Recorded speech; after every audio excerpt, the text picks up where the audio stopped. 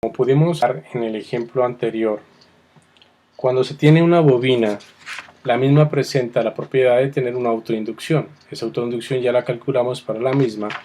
Y si pensamos en incluir esa bobina dentro de un circuito eléctrico, entonces la misma de alguna manera tiene que afectar a ese circuito. Simbólicamente, una bobina tiene una representación gráfica, la cual es la siguiente. Y a la cual evidentemente ya sabemos que tiene una autoinducción que denotamos con la letra L. La inclusión de la bobina en un circuito eléctrico involucra entonces la aparición de un circuito conocido como circuito LR, el cual está detallado en el siguiente diagrama, en el cual podemos observar que tenemos una fuerza electromotriz, una fuente de corriente, tenemos un interruptor S, tenemos una resistencia R y tenemos la respectiva inductancia. Evidentemente, cuando el circuito se cierre, es decir, cuando el interruptor S sea cerrado, aparecerá una corriente eléctrica I fluyendo desde el borne positivo de la fuente hasta el borne negativo. Supongamos entonces que en un instante t igual a 0 cerramos el circuito, es decir, cerramos el interruptor S. Si tenemos en cuenta las leyes de Kirchhoff, tendríamos que la fuerza electromotriz, que es el aumento de potencial que se tiene en la batería, sería igual a las caídas de potenciales que aparecen en los dos dispositivos electrónicos que tenemos conectados. Es decir, habría una caída de potencial en la resistencia y la correspondiente caída de potencial en la bobina, la cual estaría dada entonces por la la autoinductancia y la variación de la corriente con respecto al tiempo. Tenga presente que ese último término aparece cuando considerábamos la ley de Faraday aplicada sobre el flujo de campo magnético que estaba ingresando a la bobina. Eso lo mirábamos en la clase anterior. Entonces, si nos remitimos al tiempo t igual a 0, en t igual a 0, evidentemente la corriente es nula, o sea que este término se hace 0, y nosotros tendríamos que la fuerza electromotriz que se tiene en ese instante inicial es epsilon 0, dándonos entonces la siguiente relación, que la variación de la corriente con respecto al tiempo evaluada en t igual a 0 simplemente es igual a la fuerza electromotriz que se tiene justo en el instante en que se cierra el interruptor S sobre la inductancia. Posteriormente, para un tiempo cualquiera,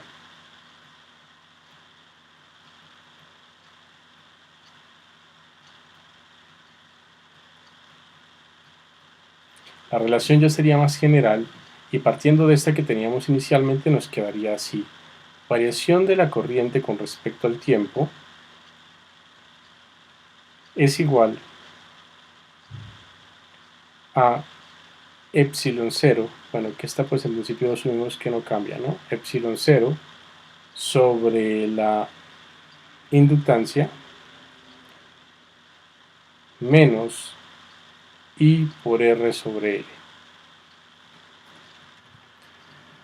Bueno, reacomodemos entonces esta ecuación diferencial, la cual me quedaría como de I de t más R sobre L por I menos epsilon 0 sobre L igual a 0. Vamos a jugar un poquito con esta ecuación que me voy a ayudar de un cambio de variables. Hagamos I' igual a I menos epsilon 0 sobre R. Entonces, reemplazando esto en la ecuación diferencial, me quedaría de I de t más R sobre L veces I. Pero mire que I es igual a I' más epsilon 0 sobre R. Esto es I menos epsilon 0 sobre L igual a 0.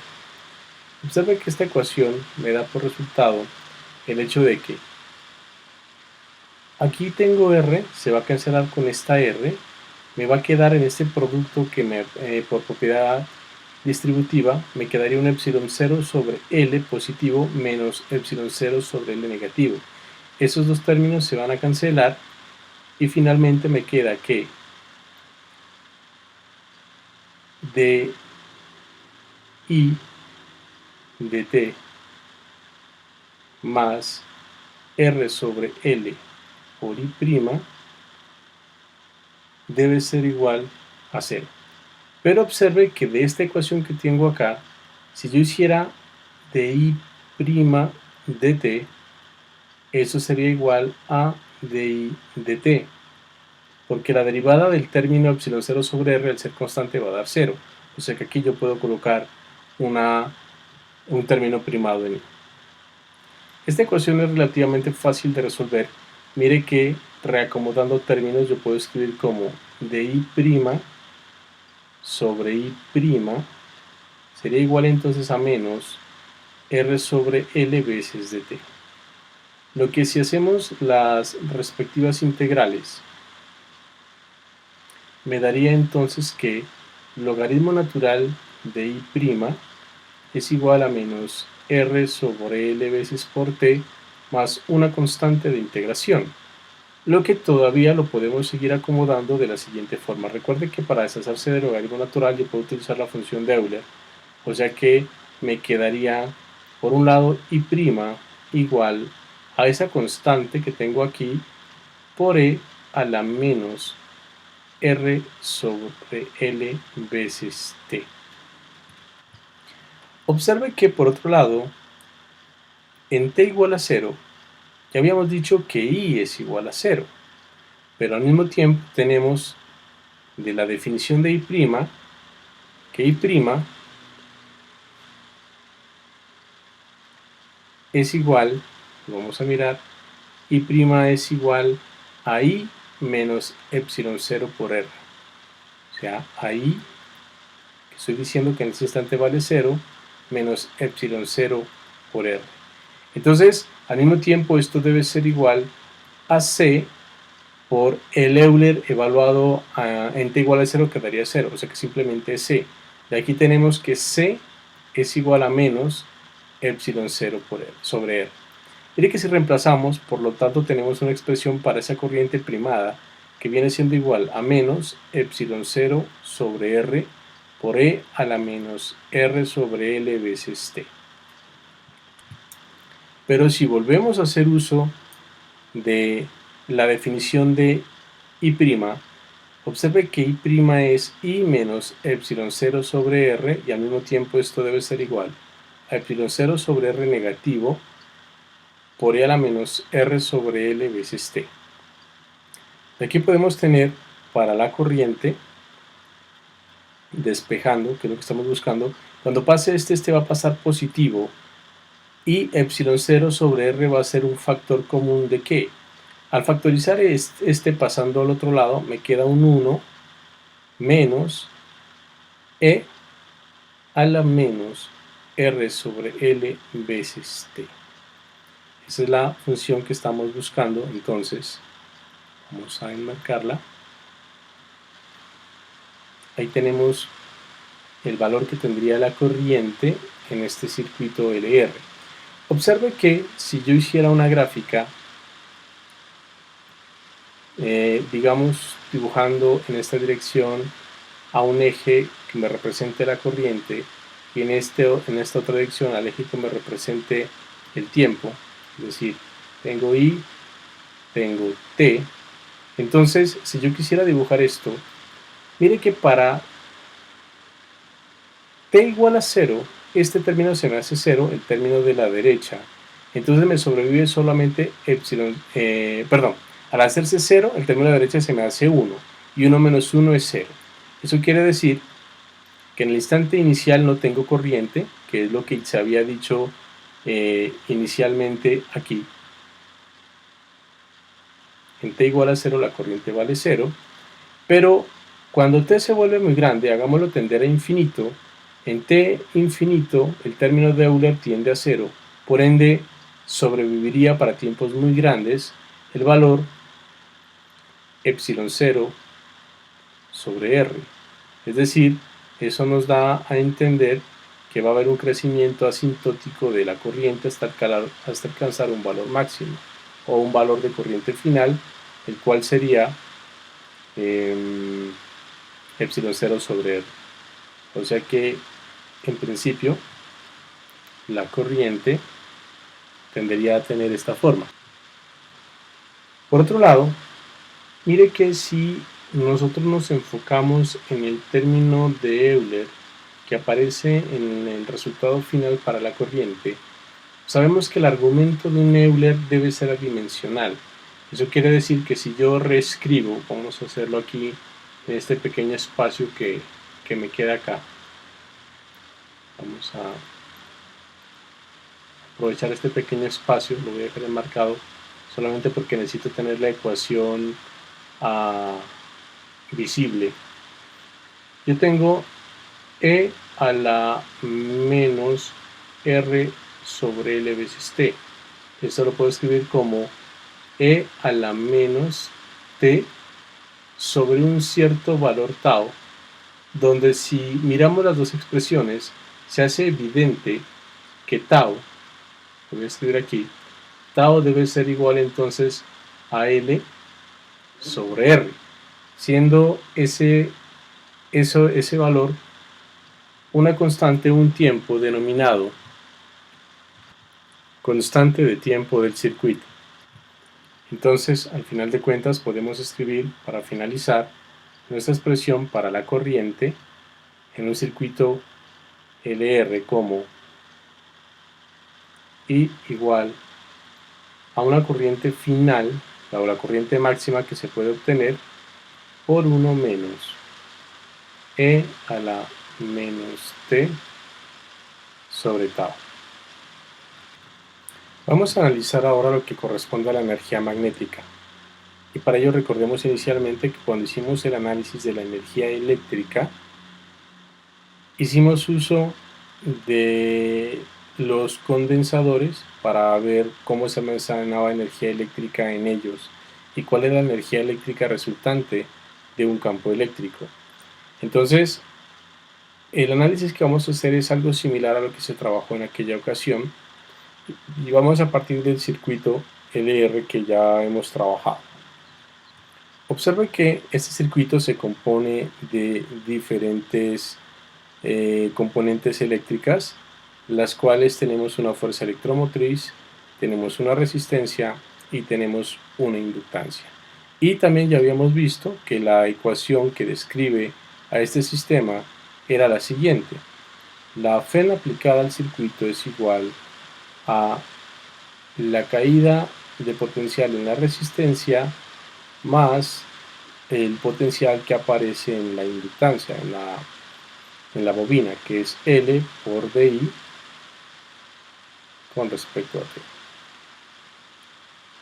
Yo lo que voy a hacer ahora es multiplicar a ambos lados por la corriente. Si yo multiplico a ambos lados por la corriente me queda epsilon 0i, del lado derecho quedaría un i cuadrado por r más un L por I por DI dt.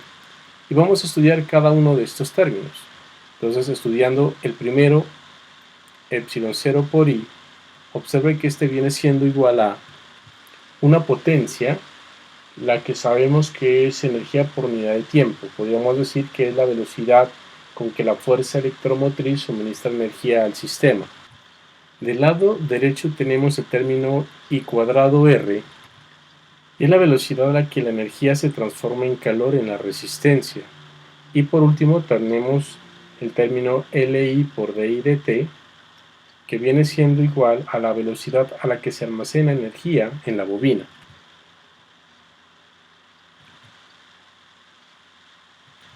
Evidentemente, recordando lo que hemos observado en las bobinas, al circular una corriente eléctrica a través de la misma se está generando un campo magnético, o sea que la cantidad de energía que está cambiando por unidad de tiempo tiene que ser al mismo tiempo una energía debida a la aparición del campo magnético que se está generando en la bobina.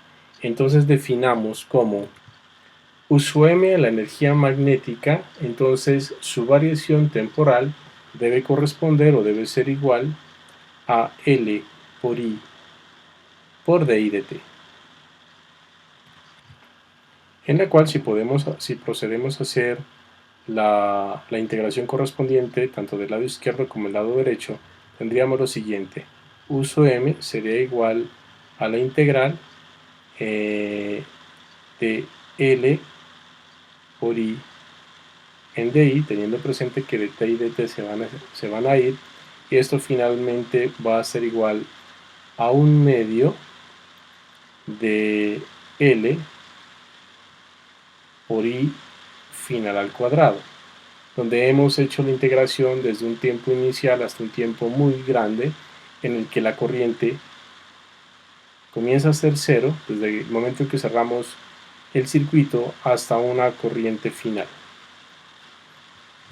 Por lo tanto, hasta aquí tenemos que la energía magnética que se está almacenando en esa bobina viene siendo igual a 1/2 de la autoinductancia multiplicada por la corriente final al cuadrado. Vamos a marcar por ahora este resultado y ya miraremos cómo lo usamos. Ahora supongamos que de nuestro circuito quitásemos la fuerza electromotriz.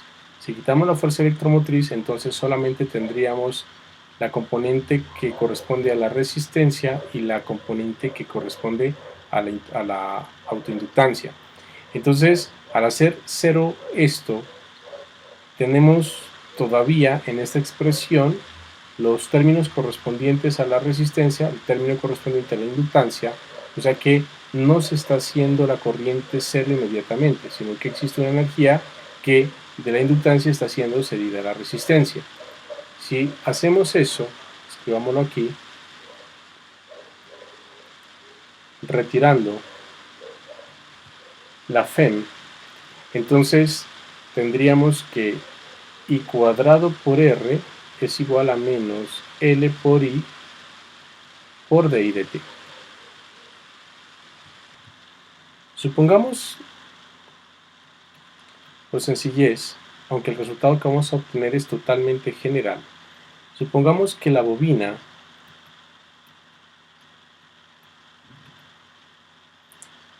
es un solenoide.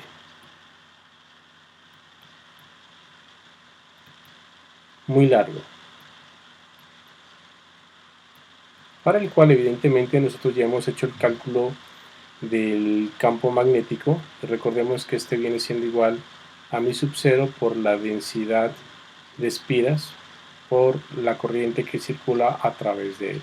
Y también calculamos la autoinducción de un solenoide, que era igual a L igual a mi sub 0 n cuadrado por el área de sección transversal multiplicada por L.